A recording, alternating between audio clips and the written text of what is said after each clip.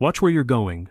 The voice cut through the lobby like a slap. Heads turned. In the middle of the marble floor, a paper cup rolled to a stop, coffee dripping down an expensive suit. The man holding the mop froze. His name was Daniel, though no one here ever used it. To them, he was just the janitor. He opened his mouth to apologize, but the words tangled in his throat.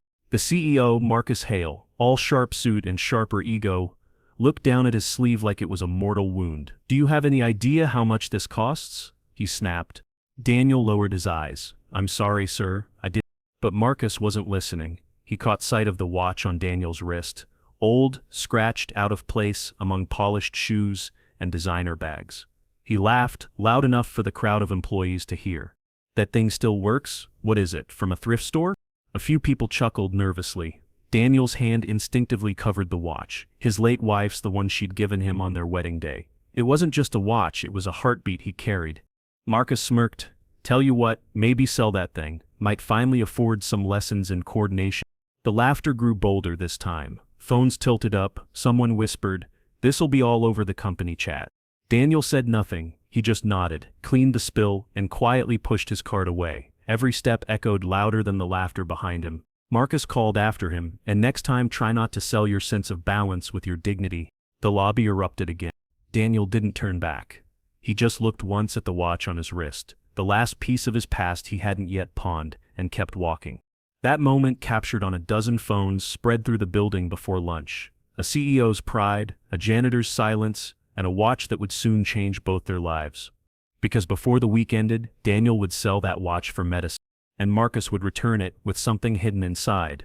The morning after the lobby incident began like every other for Daniel. Too early, too quiet. The alarm on his cracked phone buzzed at 5:30. He shut it off before it could wake Lily, his 8-year-old daughter, curled up beneath a blanket that had once belonged to her mother.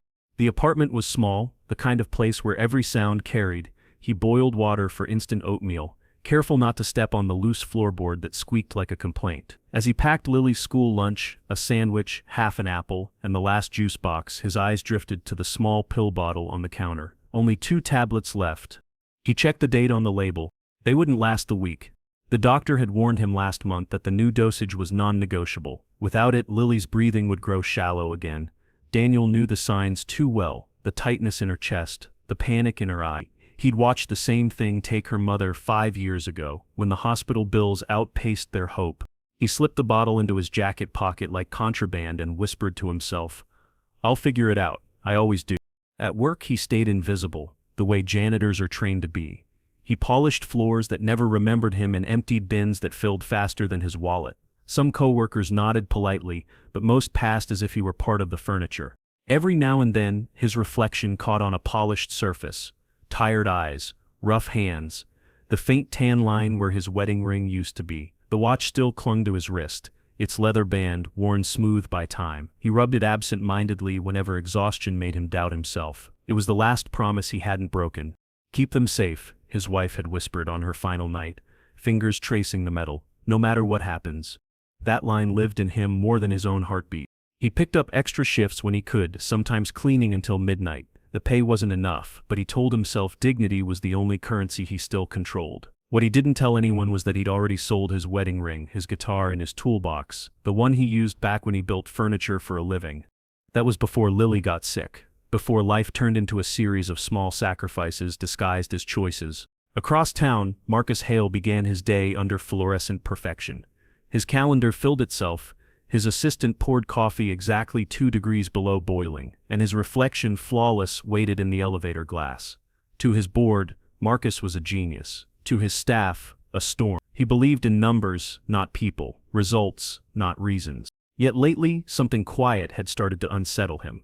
Maybe it was the way the company's success felt hollow, or how his penthouse view made the city look more like a collection of debts than dreams. But he brushed the thought aside. Feelings didn't scale. He barely remembered the janitor's name, just the scene, the laughter, the moment of control. Power was its own comfort, and Marcus had grown used to mistaking control for peace. That afternoon, Daniel received a call from the pharmacy. Insurance wouldn't cover the refill. He sat in the locker room, phone still in hand, staring at the metal lockers lined up like silent witnesses. A week's worth of wages wouldn't even cover half the cost. His chest tightened as if sharing Lily's breathlessness. He opened his wallet, 3 bills, a photo of Lily, and a folded receipt from the pawn shop he swore he'd never visit again. His thumb brushed the watch on his wrist. The ticking sounded louder than the machines outside. It wasn't worth much, not to anyone else, but it was enough to buy time, medicine for another month, maybe 2. That night he sat by Lily's bed, watching her sleep. The moonlight traced her small face, soft and fragile like her mother's. He whispered, "I'm sorry, kiddo. Daddy's gonna fix this." She stirred, half awake. "Are you sad, Daddy?" He smiled through the ache. "No, sweetheart, just thinking. About Mom." He nodded. She reached out and touched the watch on his wrist. "I like the sound it makes. It's like it's still alive." He swallowed hard. "Yeah, it is." When she fell back asleep, Daniel sat there a long time, listening to that faint, steady ticking, the sound of time running out. By morning, he'd made his decision. The watch would go next. The pawn shop smelled like dust and regret. Daniel stood at the counter, watch in hand, trying not to look at it too long. The gold was dull, the glass scratched, but to him it gleamed brighter than anything else in that room. The owner, a man with half-moon glasses and a tired expression, turned it over in his palm. "Old model," he muttered. "Not worth much unless someone's sentimental." Daniel forced a smile. "I'm not," he lied. The man squinted at the small engraving on the back, a simple line carved with love and shaky hands. "Forever starts now." He looked up. "You sure about this?" Daniel hesitated. Every instinct screamed no, but then he pictured Lily's inhaler, the empty bottle, her small chest rising in short, fragile breaths. He nodded. "Yeah, I'm sure." The man sighed, opened the register, and slid a modest stack of bills across the counter. "I'll give you what I can, 200. It wasn't enough, but it would buy her medicine for at least a few weeks. Enough to breathe. Enough for him to find another way. Daniel took the money, forced himself not to look back, and walked out into the street feeling lighter and emptier all at once. Later that evening, he stopped by the pharmacy. The cashier recognized him, the quiet man who always counted bills twice before handing them over. This time, she didn't ask questions. When he returned home, Lily was on the couch, watching cartoons with a blanket tucked under her chin. Her eyes lit up when she saw the paper bag. "You got it?" He smiled, though it barely reached his eyes. "I did." She hugged him hard, small arms wrapping around his waist. "You're the best dad in the world." He closed his eyes, whispering, "Not even close." Across town, the same watch sat on a different counter, now cleaned, polished, and tagged with a small label that read, "Charity Auction Item, Vintage Men's Timepiece." At the annual Hale Foundation Gala, Marcus Hale stood near the auction table, glass in hand, half listening to conversations he didn't care about. These events were more performance than purpose, rich people applauding themselves for generosity they'd never feel. His assistant, Claire, approached with a tablet. "We've got a few new items donated by staff and local vendors. One's an old watch, seems to be getting attention."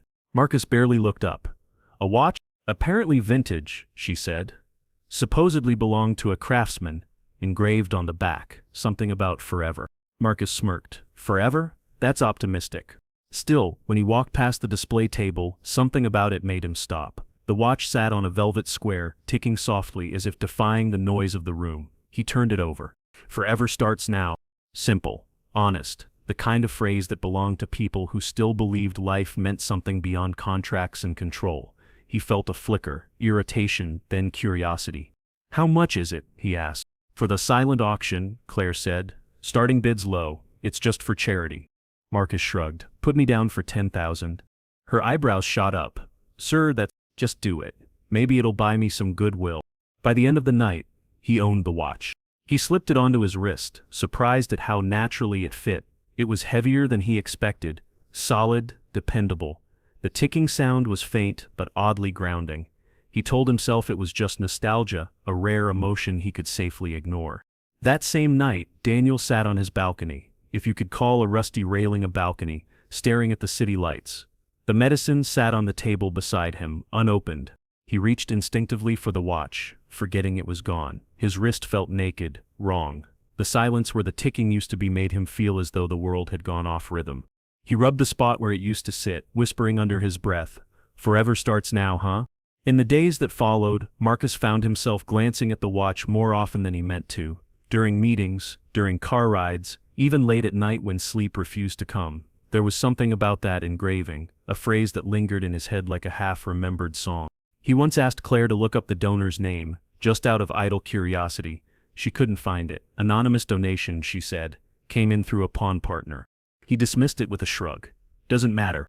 But it did, because every time he checked the time, he felt a strange pull as if the ticking belonged to someone else's life, someone who still believed in forever. And somewhere across the city, Daniel scrubbed the same corporate floors where that watch now gleamed on Marcus's wrist, completely unaware that their fates had just been tied by a twist of irony. For one man, the watch had been a promise. For the other, it would become a reckoning. The next Friday, the company hosted its annual Employee Appreciation Day.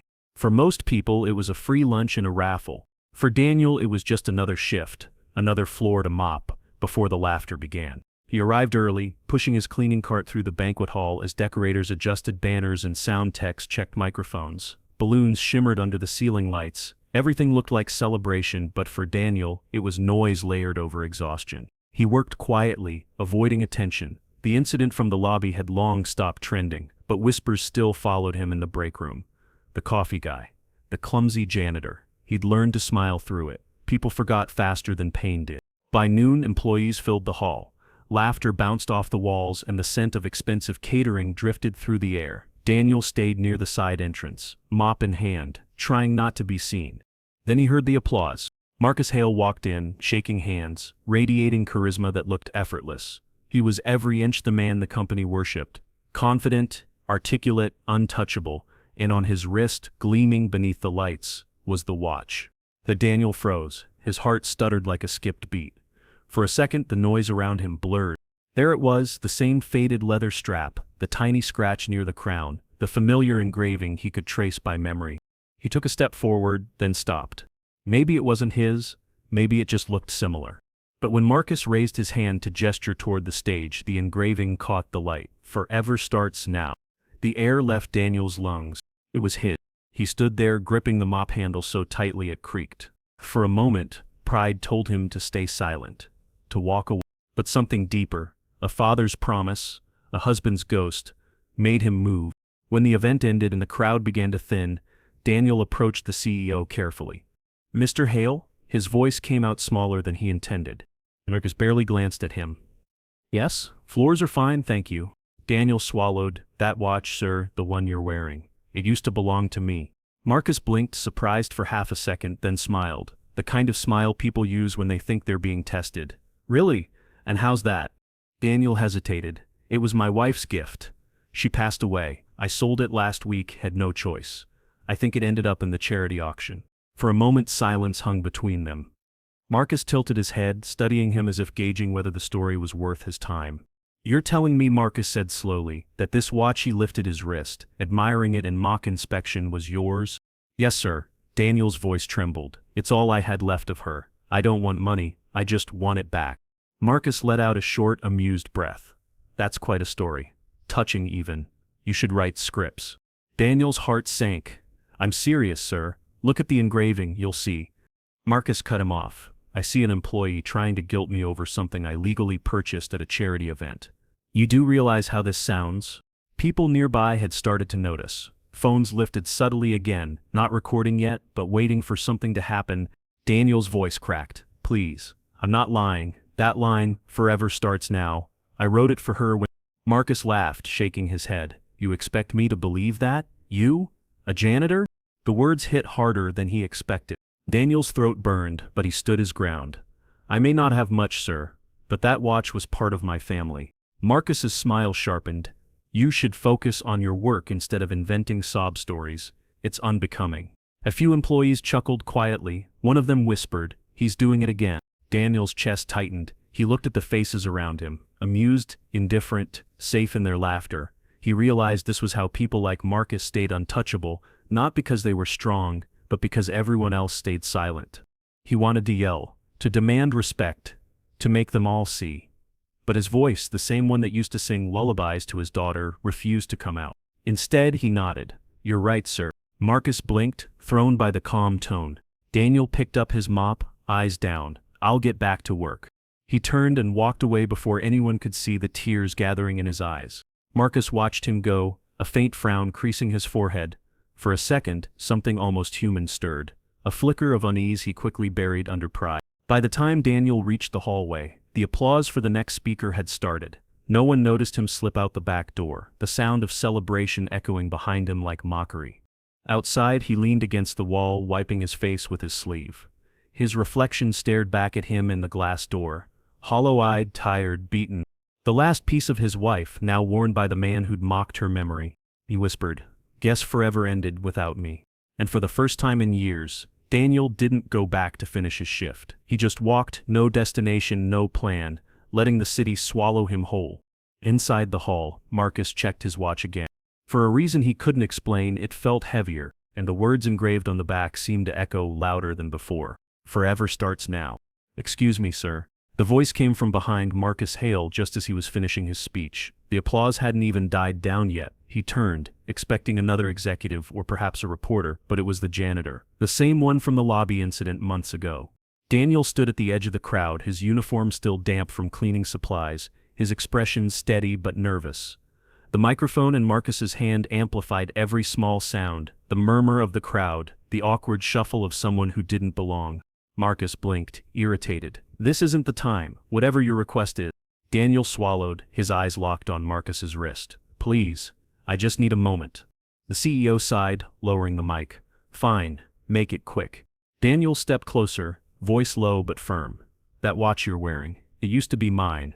A ripple went through the audience. People glanced at each other, half curious, half uncomfortable. Marcus frowned, glancing at the watch reflexively. "Yours?" "Yes, sir. I sold it at a pawn shop last week, for my daughter's medicine.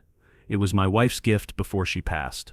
For a split second, Marcus said nothing. He studied Daniel's face, searching for any sign of a lie. The janitor looked too honest, too desperate. It irritated him. He turned the watch slightly, glancing at the engraving. "Forever starts now."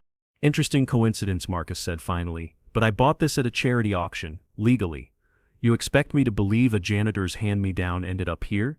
Daniel's voice trembled, but didn't break. "I'm not asking for money, I just want it back. Please.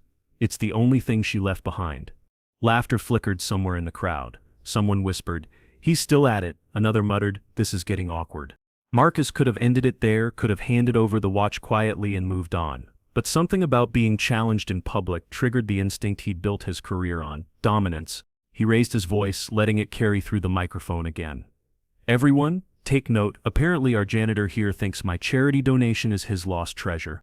Uneasy chuckles rippled through the hall. Daniel froze, the blood draining from his face. Marcus smiled thinly. "Tell me, Daniel, right? You think this piece," he lifted his wrist so everyone could see, "is worth more because you say it belonged to you?" Daniel's hands clenched at his sides. "No, sir. It's not about the value." "Of course it isn't," Marcus said dryly. "It never is. It's about guilt, sympathy, manipulation. Clever play, but you're in the wrong room for that kind of game." The laughter grew louder this time. Daniel's eyes burned, but he stood his ground. "I'm telling you the truth. Look at the engraving, it's personal. I wrote those words for my wife." Marcus leaned closer, lowering his voice. "You really want to make a scene? Fine, tell me, how much do you want for it? 500? 1,000? That should buy more medicine, right?" Daniel stared at him, disbelief replacing fear. "I don't want your money." Marcus smirked. "Then what do you want?" Daniel's voice cracked. "Just a little respect." The words hung heavy in the air, slicing through the noise. For a heartbeat no one spoke. Then Marcus straightened his tie and said coldly, "Respect is earned, not begged for."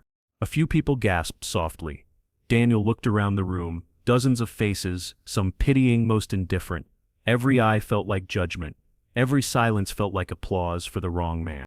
He realized there was nothing he could say that would change this moment. No truth that could stand taller than Marcus's pride. He took a step back. "I'm sorry to have bothered you, sir." Marcus said nothing, already turning away, shaking hands with a nearby executive as though nothing had happened. Daniel walked toward the exit slowly, each step heavier than the last. He could feel their eyes on his back, the kind of quiet laughter people save for those who can't fight back. In the corridor, the noise from the event faded into a dull hum. He stopped near the service door, leaning against the wall. His breath came shallow and sharp. For years, he had endured insults, low pay, exhaustion, but never this kind of humiliation. Not twice. He looked down at his empty wrist where the watch used to rest. It was strange how something small could hold so much memory, love, time itself. Now it was gone, claimed by a man who'd never understand what it meant to keep something through loss. Daniel pressed a hand against his chest, whispering to no one, "I tried." He stayed like that for a long minute, listening to the distant echoes of applause and speeches that meant nothing to him. Then he picked up his cleaning cart and began to wheel it down the hallway. Every sound of the mop bucket rolling over the tiles felt like a heartbeat fading away. Back inside the hall, Marcus adjusted his watch. It gleamed under the lights. Flawless, polished, yet for some reason it didn't feel like his anymore. His fingers brushed over the engraving again, and for the first time it felt heavy. He turned it around, reading the words aloud under his breath. "Forever starts now." But in that moment, Marcus couldn't tell whether it sounded like a promise or a warning. The days that followed felt like walking through fog. For Daniel, the humiliation from that event didn't just end, it lingered, replaying itself every time he closed his eyes. He stopped taking his breaks in the staff lounge, stopped speaking unless absolutely necessary. The whispers still traveled faster than he could sweep them away. The janitor who tried to scam the boss, the sympathy act, the charity case. He tried not to care, but the silence that followed him everywhere, the kind that replaced kindness with distance, was worse than laughter. At home, he poured his focus into Lily. She didn't need to know what had happened. To her, he was still the best dad in the world.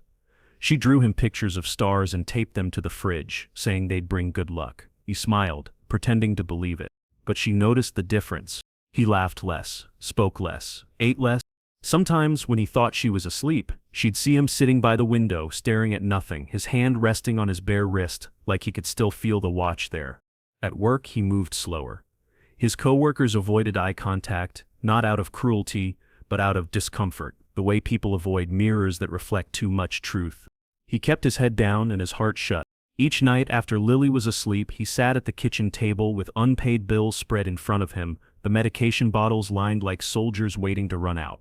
He whispered her mother's name sometimes, as if saying it could bring strength back. "I'm trying, Anna. I'm still trying." But even that prayer began to sound tired.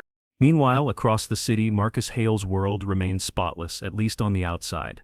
His company announced record profits. His face appeared in magazines beside words like visionary and leader, but for the first time in years, the reflection in the mirror didn't feel like his own. He couldn't explain why that encounter with the janitor kept returning to him. It wasn't guilt. Not exactly.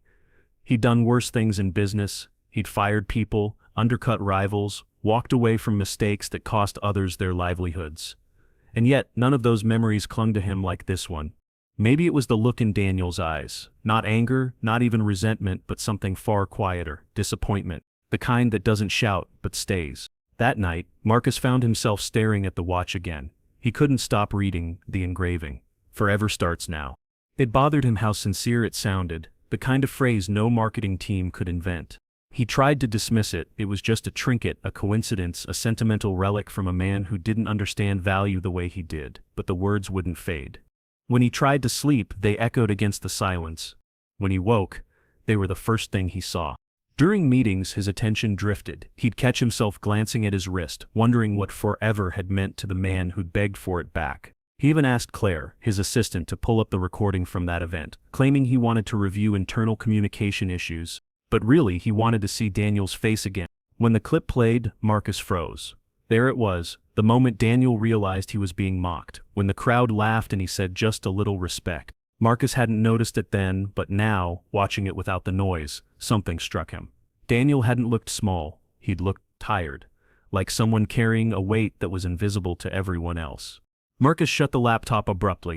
He told himself it didn't matter. But later that evening, sitting alone in his penthouse, surrounded by silence that money couldn't soften, he poured himself a drink and found his eyes wandering back to the watch again. He tried to imagine the man's life, the sick daughter he'd mentioned, the lost wife, the weight behind that quiet dignity. He didn't want to care, but empathy has a way of creeping in when pride starts to crack. He thought about his own life. The penthouse that felt more like a hotel, the parents who died before he'd learned how to call them back, the endless noise of achievement that never filled the quiet. For the first time in years, Marcus felt something unfamiliar, the ache of having everything except peace. Days turned into weeks. Daniel's world continued shrinking, while Marcus's began to feel too large. One night, Marcus took off the watch and placed it on his desk. He stared at it for a long time, running his thumb over the engraving. "Forever starts now." He realized he didn't even know what his own forever looked like. Every version of his life felt temporary. Deals, meetings, faces that changed, loyalties that expired.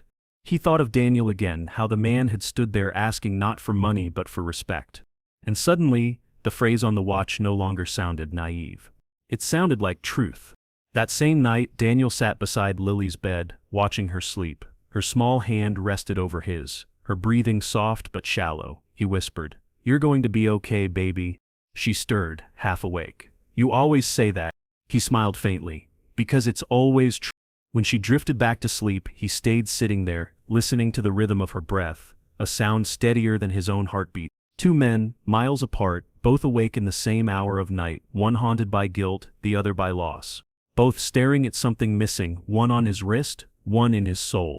And though neither of them knew it yet, the silence between them was already beginning to crack. Rain fell in thin silver lines across the city, drumming softly against car roofs and empty streets. It was close to midnight when Marcus's car sputtered, coughed, and finally died at a red light on the outskirts of town, a part of the city he rarely even saw from his office windows. He cursed under his breath, hitting the steering wheel once. The dashboard lights blinked weakly, then faded. No signal bars on his phone. Of course, he was due at a late dinner with investors, dressed in a suit that cost more than most people made in a month, now sitting in the rain with an engine that refused to obey him. He stepped out, water soaking his shoes instantly. The streetlights here flickered, half dead. The neighborhood looked worn, old walls covered in faded paint, small stores with hand-drawn signs. Marcus pulled his coat tighter and started walking. Maybe he'd find a garage still open. He didn't notice the figure at first, a man standing beneath a narrow awning, holding a worn umbrella waiting for the rain to ease. "Hey," Marcus called, raising a hand. "You know anywhere I can get a tow this late?" The man turned. For a second, Marcus didn't recognize him. The uniform was gone, replaced by a plain gray jacket and work boots. But when he stepped closer, holding the umbrella out in quiet politeness, Marcus froze. It was Daniel. He looked older in the dim light, wearier but unmistakably the same man. Daniel, however, didn't recognize him right away. His eyes were kind but tired, his voice calm. "Tow truck? Not around here, sir? Closest one's probably closed by now." Marcus hesitated, unsure whether to reveal himself. "Figures," he muttered. Daniel studied him for a moment, soaked suit, dead phone, expensive frustration. "You can wait at my place till the rain stops," he said finally. "Not much, but it's dry." Marcus hesitated again. Pride told him to refuse. Something else, exhaustion maybe, made him nod. They walked in silence, sharing the small umbrella. The rain fell harder, drumming against the thin fabric. For the first time in a long time, Marcus felt small, forced to walk in step with someone he'd once treated as invisible. When they reached Daniel's apartment building, the stairwell light flickered like an apology. Daniel led him inside, motioning to a chair by the kitchen table. The place was modest but neat. A child's drawings covered the fridge, each signed Lily in bright crayon. "Sit," Daniel said, handing him a towel. "I'll get you some tea." Marcus obeyed. He watched the man move quietly, efficiently, like someone used to serving others but never begging for thanks. "You live here alone?" Marcus asked, trying to sound casual. Daniel smiled faintly. "With my daughter. She's asleep." Marcus nodded. He glanced again at the drawings. One showed a small girl holding hands with a tall man. Above them, in shaky handwriting, were the words, "My hero." Something twisted in his chest. When Daniel brought him the tea, their hands brushed for half a second. The gesture was small, but it grounded something unspoken between them. Marcus cleared his throat. "You're Daniel, right?" The name came out quietly, almost hesitant. Daniel froze, cup halfway to the table. "You remember me?" Marcus looked away. "Of course I do."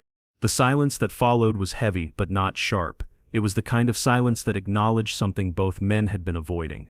Daniel sat down across from him. "Didn't expect to see you here." "Neither did I," Marcus said. "My car broke down. Guess the universe decided I needed humbling." Daniel gave a tired chuckle. "It has its way." Marcus studied him, the lines on his face, the calm in his voice. There was no bitterness, no sarcasm, just quiet endurance.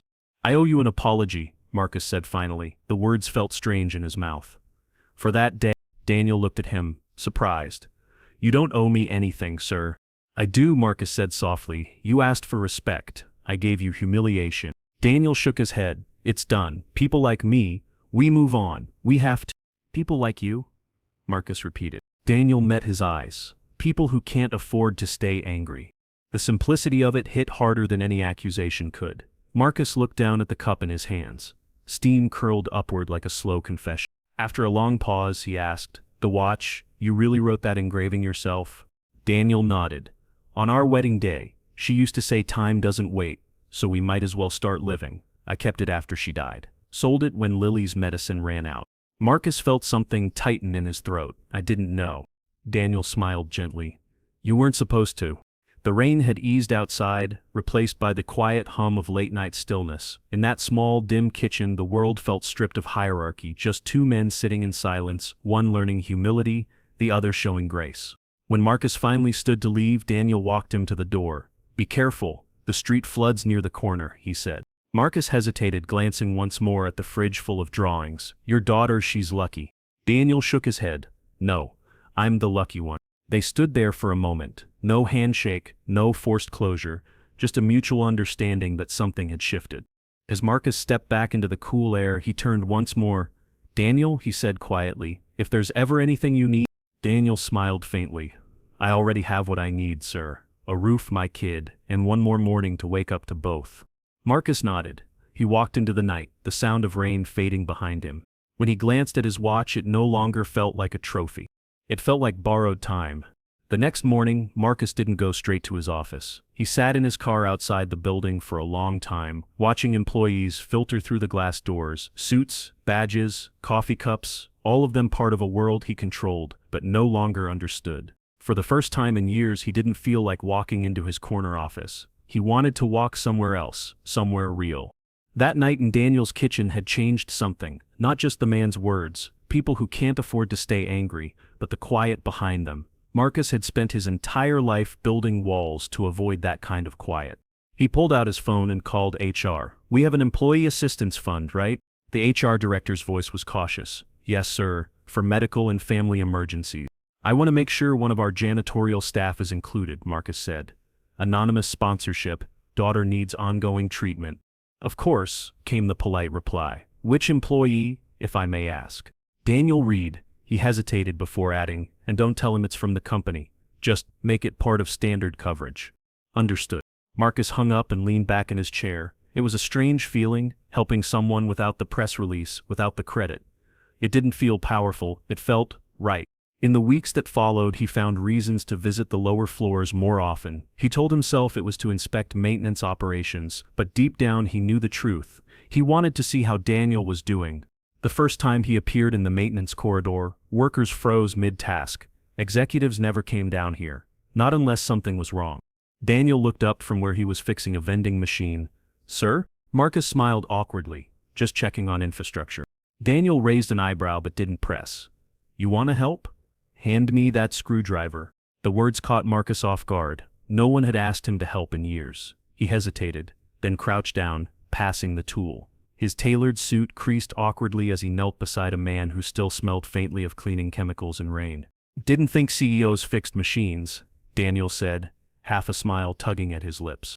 Didn't think janitors taught them how, Marcus replied. It was a small moment, but it loosened something between them. Over the next few days, Marcus returned more than once. At first, the staff whispered, curious about the sudden interest, but soon his visits became routine. He'd ask questions about the equipment, about how long things really took to fix compared to what his spreadsheet said. Sometimes he stayed past midnight sitting with Daniel during his last rounds. They didn't talk much about work. Instead, they talked about life in fragments. Lily's school, Marcus's mother, who used to paint, how both men found it easier to repair broken things than broken people. One night, as they shared sandwiches from a vending machine, Daniel said quietly, You ever notice how the quiet hits harder at night, like the world's waiting for you to admit something? Marcus nodded slowly. Yeah, I've been hearing that silence a lot lately. Daniel didn't ask what he meant. He just handed him the other half of his sandwich. Then eat something. Silence is easier on a full stomach. For the first time in years, Marcus laughed, not the performative kind, but a genuine tired laugh that came from somewhere deeper.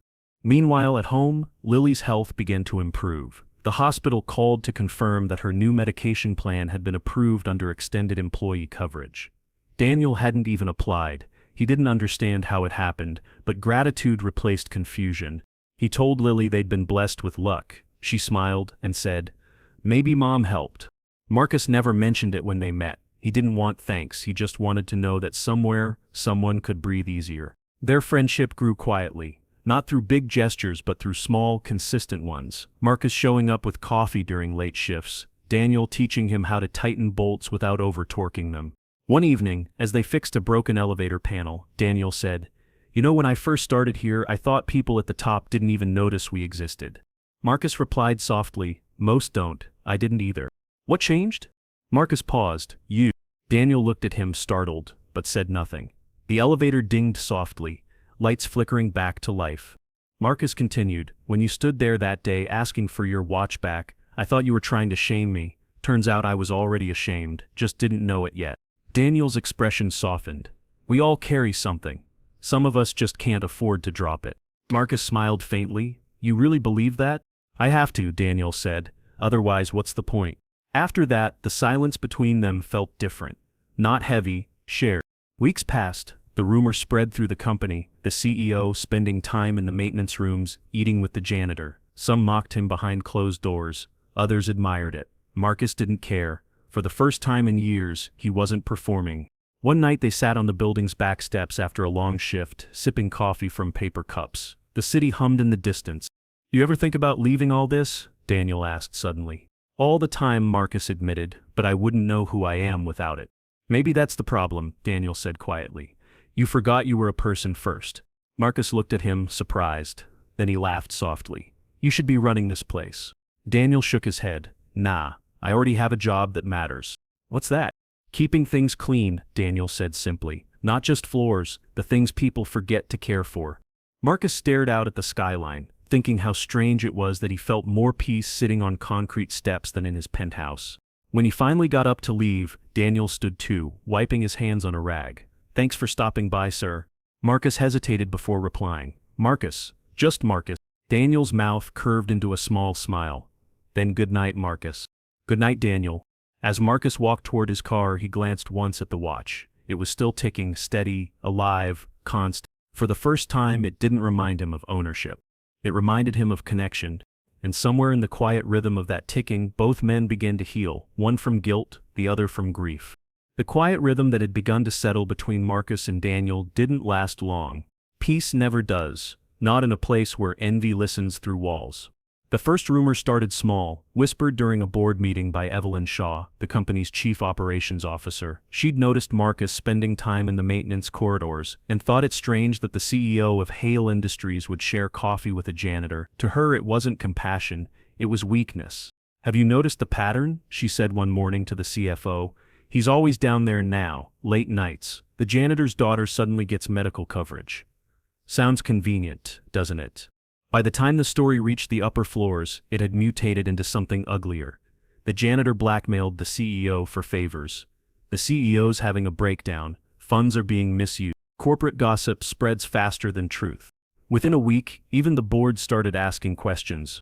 Marcus didn't hear about it directly at first. He noticed it in the shift of tone, polite smiles turning guarded, conversations that ended when he entered the room. Then one morning, Evelyn walked into his office with a folder and a look of false concern. "Marcus," she began smoothly, "there are whispers about your relationship with a member of the janitorial staff." He frowned. "Relationship?" "Apparently," she continued, "he's been receiving unauthorized assistance, medical reimbursements, adjusted payroll, even direct fund transfers." She placed the folder on his desk. Inside were screenshots, HR approvals, and a note highlighting the anonymous addition to Daniel's benefits plan. Marcus's jaw tightened. "That's internal policy. Nothing illegal." "Maybe not illegal," Evelyn said carefully, "but optics matter. The board's asking whether this employee leveraged sympathy or personal access." Her implication was deliberate. She didn't need to accuse him outright. All she needed was the seed of doubt. Marcus closed the folder slowly. "I'll handle it." But Evelyn didn't leave before adding one final line, one she knew would cut. "Be careful, Marcus. People are starting to say you've gone soft." When the door closed, he sat back in silence, staring at the watch on his wrist. He'd thought he could live quietly in both worlds, power and humility without one devouring the other. He was wrong. That evening, he drove down to the maintenance floor again, but this time he didn't stay long. He greeted Daniel briefly, his tone more distant, formal. The warmth that had grown between them now flickered like a candle in wind. Daniel sensed it instantly. "Everything all right?" he asked. "Fine," Marcus replied too quickly, "just busy week." Daniel nodded, though confusion shadowed his expression. The air between them had changed, heavier, cautious, fragile. 2 days later, HR called Daniel into a small conference room. 3 people sat across from him, the HR director, a compliance officer, and Evelyn Shaw. "Mr. Reed," the HR director began gently, "we've been asked to conduct an internal review regarding your recent benefits adjustments." Daniel blinked. "Benefits?" "Yes," Evelyn interjected smoothly. "Your daughter's medical coverage was upgraded last month under special authorization. Do you know how that happened?" He hesitated. "No, ma'am, I didn't apply for anything. I just got a call from the hospital saying it was approved." Evelyn leaned back, folding her arms. "Interesting, because that approval came from the CEO's office." Daniel froze. "What?" Her tone sharpened. "You've had frequent contact with Mr. Hale, haven't you? Unscheduled meetings, late-night interactions, even meals together. Some might see that as inappropriate influence." The word influence hit like an accusation. Daniel's face flushed with disbelief. "I never asked him for anything. He came down here on his own. We talked, that's it." Evelyn's expression didn't change. "We'll need to suspend you with pay while we complete the investigation." He looked between them, searching for any sign of fairness, but found only bureaucracy. "Suspend me? For what? Talking to someone?" "I'm sorry, Mr. Reed," the HR director said softly. "It's company policy." When Daniel left the room, his legs felt hollow. He didn't even make it to the elevator before the whispers began again.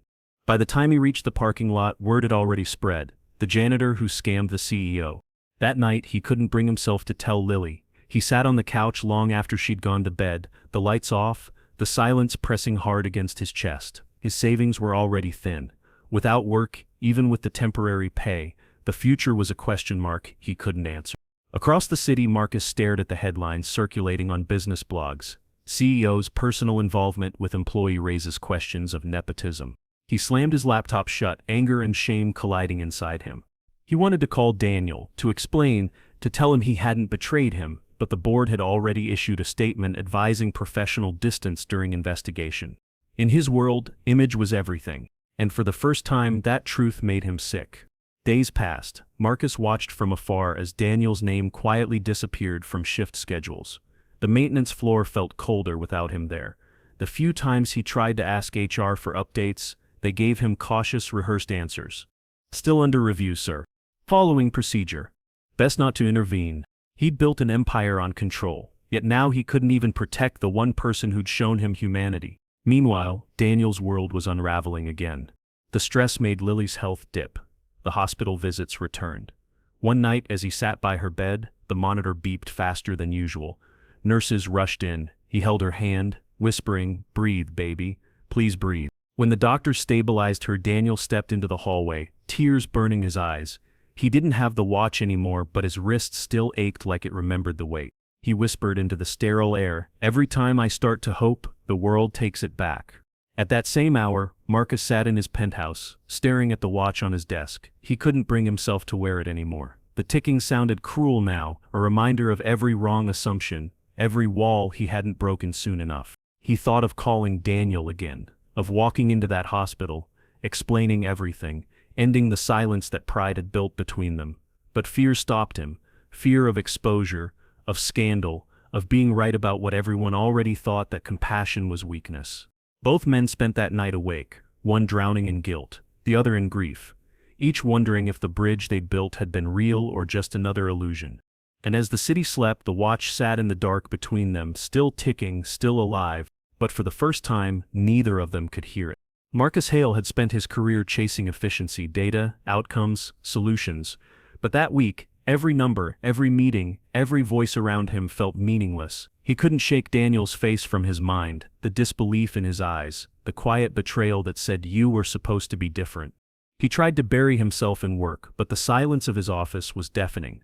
Every click of his pen echoed like the ticking of the watch he could no longer wear. When he finally picked it up from his desk again, his thumb brushed over the engraving, "Forever starts now." The words no longer sounded sentimental, they sounded like an order. That night, Marcus made a decision he hadn't made in years. He'd find the truth himself, not through assistants or filtered reports, but the way Daniel would have, directly, quietly, with his own hands. He started with the pawn shop. It took a few calls, some subtle questions, and a personal visit. The owner, the same man who'd once held Daniel's trembling watch, recognized the piece immediately. "Yeah, I remember this. the man said, polishing his glasses. Sold it a few months back. Guy didn't want to, you could tell. Said he needed the cash for his kid's medicine. Marcus's chest tightened. Did he say her name? Lily, the man said without hesitation. Sweet name, huh? He counted that money 3 times before walking out. Like every dollar was a piece of his heart. Marcus nodded slowly, absorbing the words. The owner leaned closer. You know, I told him he could come back for it any time. Guess he never did. He couldn't, Marcus murmured. The world made sure of that. He left the shop with the weight of truth pressing harder than guilt ever had. For the first time he understood Daniel hadn't been reaching upward, begging for help. He'd been holding the last thread of dignity while the world pulled it from his hands. Marcus drove straight to the hospital listed on the insurance form. He walked through the sterile hallways, past nurses who didn't recognize him, until he found her name Lily Reed on a door. Through the small window he saw her, a small girl asleep, wires and tubes tangled like vines around her. Daniel sat beside her bed, head bowed, one hand resting on hers. His shoulders looked smaller now, as if life had taken another piece of him. Marcus didn't enter. He just stood there, unseen, realizing the scale of his blindness. He'd thought power meant protection, the ability to fix problems with money or signatures, but this wasn't a problem to fix. It was a truth to face. He stepped away before Daniel could notice him, his reflection fading in the glass door as he whispered to himself. He never wanted anything but a chance to breathe. Back in his car, Marcus opened the watch again. The small gears inside turned softly, steady despite everything.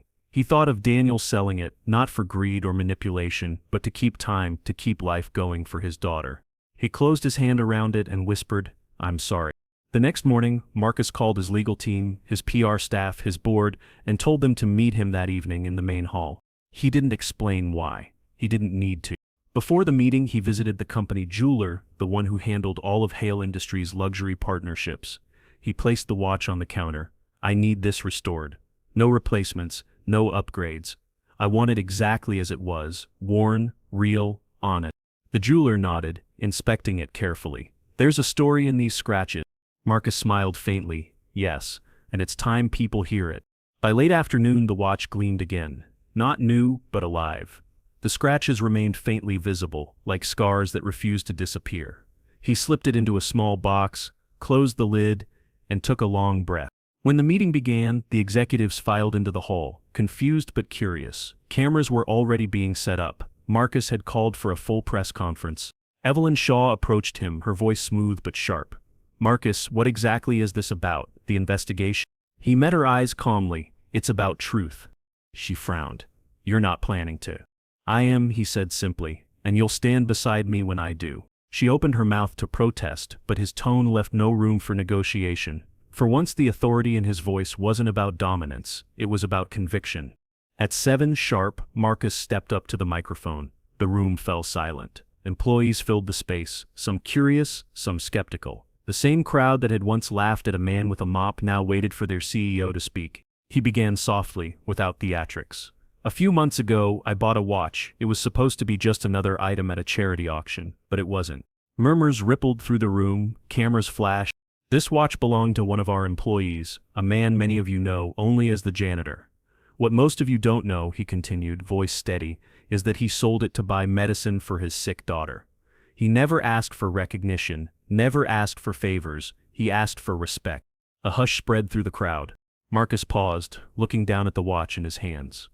I failed to give him that. Instead, I mocked him, dismissed him, and when the world turned against him again, I stayed silent. That silence ends today. He turned toward the doorway. Security guards opened it, and Daniel stepped in. His face was pale, uncertain, but the crowd parted instinctively. Marcus took a step forward and held out the box. This belongs to you. Daniel froze. For a moment, no sound existed in the room, just the faint ticking of the restored watch. Marcus's voice softened. You taught me something I should have known long ago, that dignity doesn't come from titles and worth doesn't come from wealth. You reminded me that power means nothing if it can't protect the humble. He placed the box in Daniel's hands. You don't owe me thanks, I owe you everything. The crowd stayed silent, not out of confusion but reverence. For once the noise of status and gossip had fallen quiet. Daniel looked down at the watch, his voice barely a whisper. It's still ticking. Marcus smiled faintly. So are we. In that moment the balance shifted, guilt gave way to responsibility, distance turned into connection. And for the first time since his wife's passing, Daniel felt something like peace. Not because his life was suddenly fixed, but because someone finally saw him as more than the job he did. Marcus, too, felt lighter, not absolved, but awake.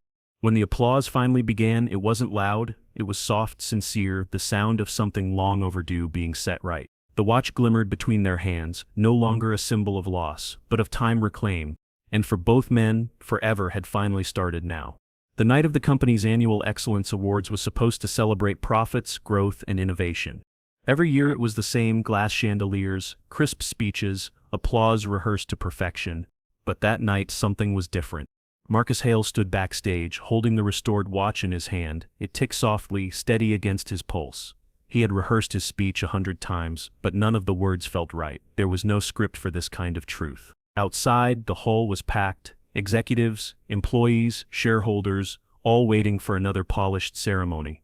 Another evening of empty praise. The crowd buzzed with laughter, unaware that the night's centerpiece wasn't going to be another success story, but a confession. He looked at the silver face of the watch and whispered, "Let's do this right this time."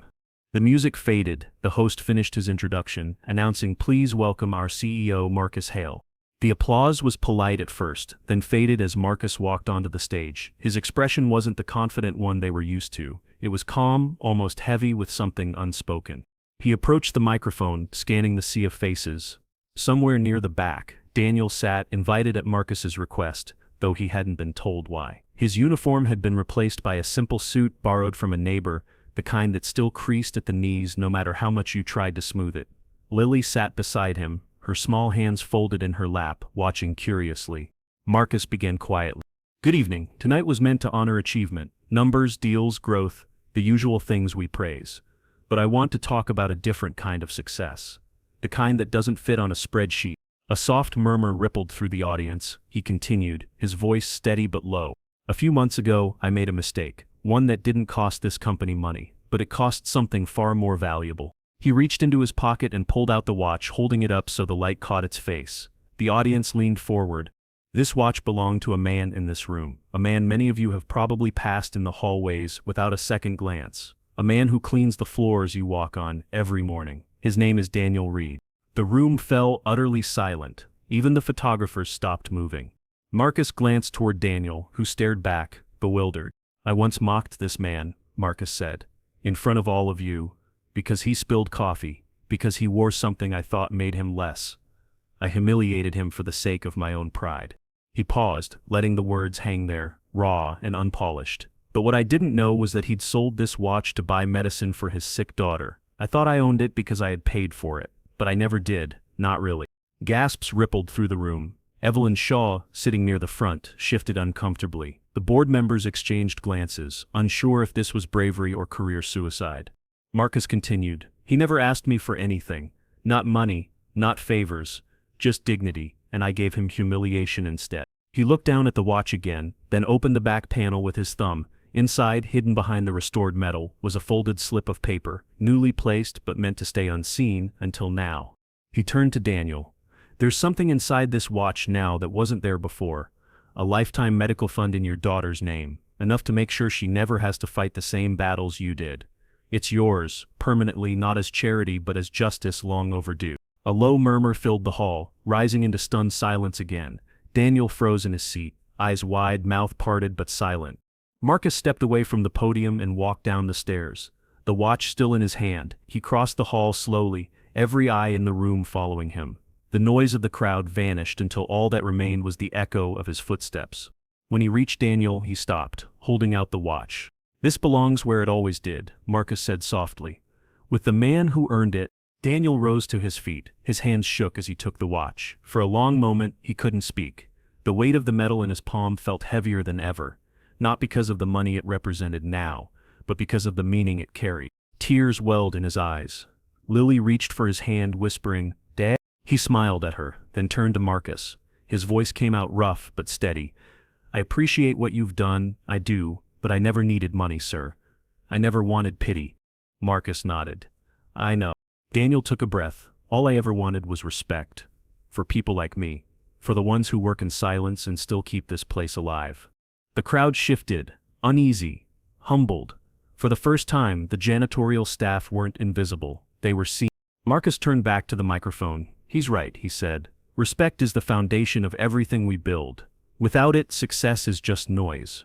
He gestured toward Daniel. From this day forward, the Hale Foundation will carry a new division, one that funds the families of every worker in this building who faces medical or financial hardship. Not because it looks good on paper, but because it's what we owe to each other. The audience erupted in applause, not the forced kind this time, but something genuine, human. The sound grew until even the board members stood, clapping reluctantly at first, then wholeheartedly. Daniel stood still, overwhelmed. He looked at the watch again, still ticking, its steady rhythm now echoing through the hall. He placed it on his wrist and tightened the worn leather strap. It felt like coming home. Lily tugged at his sleeve and whispered, "Mom would be happy." He nodded, his throat too tight to speak. Marcus stood beside him, lowering his voice so only Daniel could hear. "I can't undo what I did, but I can start over." Daniel smiled faintly. "Then start with how you see people, not just what they do." Marcus nodded slowly. "Deal." When the ceremony ended, no one rushed to leave. The usual chatter and clinking glasses were replaced with quiet reflection. People approached Daniel, some to apologize, some to simply shake his hand. The same employees who once laughed now looked him in the eye with something like reverence. Evelyn approached too, her practiced smile faltering. "Mr. Reed, I'm sorry." He stopped her with a gentle nod. "Don't be sorry, just do better." She nodded, speechless, and stepped aside. Marcus returned to the stage one last time, this time without his usual polish. "If anyone's wondering," he said, "why a CEO would give up his pride in front of an audience, it's because pride never built anything worth keeping. People did." He looked at Daniel, then at the crowd. "Let tonight be the moment we start measuring success, not by what we earn, but by who we lift." The hall erupted again, standing applause this time genuine and sustained. Daniel sat back down beside Lily. The lights above shimmered against the tears in his eyes. For the first time in years, he felt the kind of peace that doesn't shout, the kind that breathes. He turned the watch toward the light, watching it gleam softly. "Forever starts now." The words no longer hurt. They healed. And for everyone in that room, from the janitors to the executives, something shifted that night. A kind of quiet reckoning where humanity finally outranked hierarchy. Marcus looked across the crowd and caught Daniel's gaze one last time. He smiled, and for the first time, it wasn't the smile of a CEO. It was the smile of a man who'd finally learned how to see. The seasons shifted quietly, the way healing often does, not in loud moments of revelation, but in the slow return of light after too long a winter. Months had passed since that night in the hall. The story had rippled far beyond the company walls. It spread through news outlets, across social media, a CEO's public apology to a janitor, a father's sacrifice for his daughter. Some called it redemption, others called it rare, but for the two men at the center of it, it was something simpler. It was peace. Daniel returned to work not as a symbol but as himself. The same mop, the same halls, but something fundamental had changed. Not in his uniform but in how people looked at him.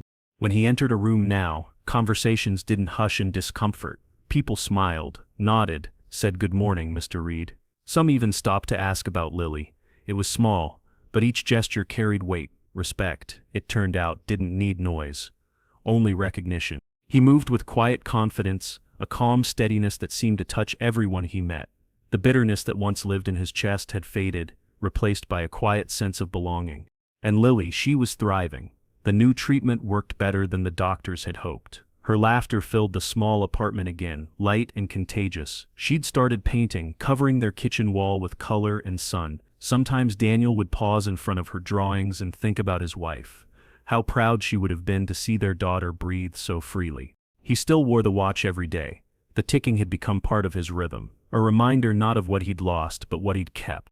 At Hale Industries, the changes were visible too.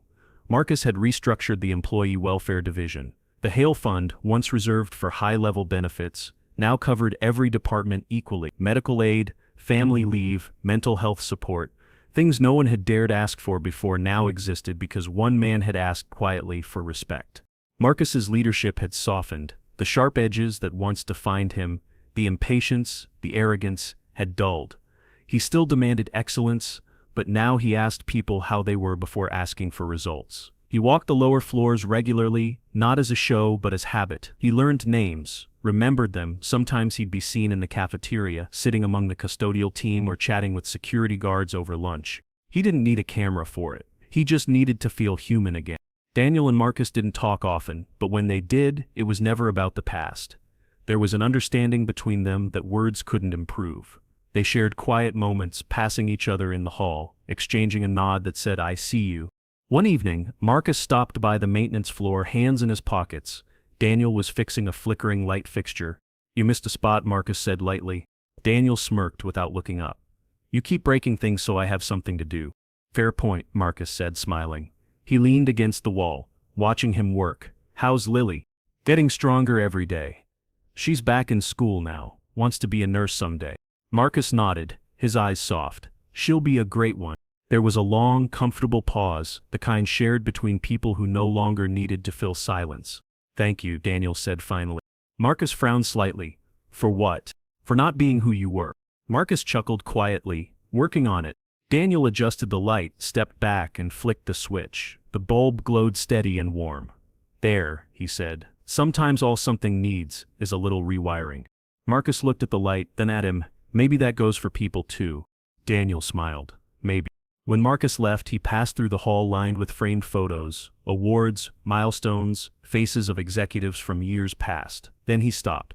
There, newly hung, was a photo from the award ceremony, not of him, but of Daniel standing with Lily, the watch visible on his wrist, both smiling. The plaque beneath it read, "Integrity, the heart of Hale." Marcus stared at it for a long time, not as an act of pride but gratitude. Outside, the sun dipped behind the skyline, turning the glass windows gold. Down in the parking lot, Daniel wheeled his cart toward the exit, the same path he'd walked countless times before. But this time Marcus walked beside him, not leading, not following, just walking. At the doorway, Daniel paused and glanced up at the night sky. "You ever think about how quiet it gets after the storm?" he asked. Marcus nodded. "It's the only time you can hear yourself think." Daniel smiled faintly. "Or forget." They didn't say goodbye. They didn't need to. As Daniel headed home, the city lights shimmered on the watch face, each flicker like a heartbeat. When he reached the apartment, Lily ran to greet him, her laughter filling the room. He lifted her up easily now. She was lighter, or maybe he was just stronger. She noticed him glance at the watch again. "You still wear it every day," she said. "Every day," he replied. "Why?" He smiled. "Because it reminds me that even time can change its mind." That night, after Lily fell asleep, he sat by the window as he always did, the watch ticking quietly in the dark. Somewhere across the city, Marcus did the same, sitting in his office, lights off, the same rhythm echoing faintly from his memory. Two men, different worlds, bound by one lesson, that respect isn't earned through power but through grace. And sometimes, redemption doesn't arrive in grand gestures, but in the quiet consistency of doing what's right, every day. Outside, the city breathed. Inside, the ticking continued, steady, forgiving, alive. Forever had, at last, become now. Years later, the building looked almost the same polished floors, the same glass walls reflecting the skyline, but time had changed what it meant. The plaque in the lobby still bore the words, "Integrity, the heart of Hale." Below it hung a framed photo of a man in a janitor's uniform, smiling beside a small girl holding his hand. Most of the younger employees didn't know the full story, but they always slowed when they passed it, sensing something more in that smile, something real. One morning, a young woman stepped into the lobby, her nurse's badge catching the light. She paused at the photo, her gaze softening. It was her Lily Reed, all grown up. She touched the glass gently, whispering, "Hi, Dad." The watch on her wrist ticked softly. The same one her father once sold. The same one returned in front of the world. Its leather band was faded now, but the engraving still read clearly, "Forever starts now." Lily smiled faintly. "Still keeping time," she murmured. She was here for a health awareness event, the company's new partnership with the city hospital where she worked. It wasn't lost on her that this was the same company where her father had once mopped the floors. She'd been invited as a guest speaker, though most didn't know the connection. She preferred it that way. When she entered the conference hall, employees greeted her warmly, unaware that her name carried a legacy rooted deeper than they could see. Marcus Hale wasn't there anymore. He had retired a few years earlier, leaving behind a company transformed by compassion rather than fear. But his reforms still shaped everything: healthcare programs, education sponsorships, family leave policies, all born from one story that had changed how everyone saw dignity. After the event, Lily walked the quiet corridors, remembering the time she'd visited her father here as a child. She could still picture him pushing his cleaning cart, humming under his breath, smiling whenever she waited for him at the end of his shift. She stopped near the old maintenance room door, running her fingers along the handle. The metal was cool, but familiar. I get it now, she said softly. You weren't cleaning floors, you were protecting people's steps. Her phone buzzed, a message from her supervisor. Your next patient is stable, proud of you, Lily. She smiled, replying quickly, doing what Dad taught me. As she headed toward the exit, she caught sight of a small display case near the elevator, a new addition. Inside it rested another watch, identical in make with a small plaque beneath, in memory of Daniel Reed, who taught us that respect is the true measure of time. She stood there a long moment, tears gathering but not falling. There was no sadness now, only gratitude. Outside, the city pulsed with life. Cars honked, people hurried, time moved as it always had. But Lily walked slowly, listening to the soft ticking on her wrist, the heartbeat of a story that had outlived both men who started it. She thought about Marcus too, the man who had once embodied power and pride, who'd learned to see the world from the ground up. She'd met him once, near the end of his life. He'd looked frail but peaceful. He'd told her, your father taught me how to lead, and you're teaching the world how to care. Now standing under the sunlight, Lily understood what he meant. Legacy wasn't about wealth or power or even apology. It was about what people left in others, the quiet lessons that echo long after the noise fades. She adjusted the watch on her wrist, whispering the words engraved there. Forever starts now. And maybe, she thought, it always had. She looked up at the towering glass building, the one that once symbolized hierarchy, and smiled, because now it symbolized humanity. Then she turned to the camera crew filming the event recap, her voice gentle but sure. Tell us where you're watching from, and one word that describes how this story made you feel. The camera zoomed in on her hand as she touched the watch once more, a circle of time, unbroken. The final sound was its ticking, soft, steady, alive. Forever starts now.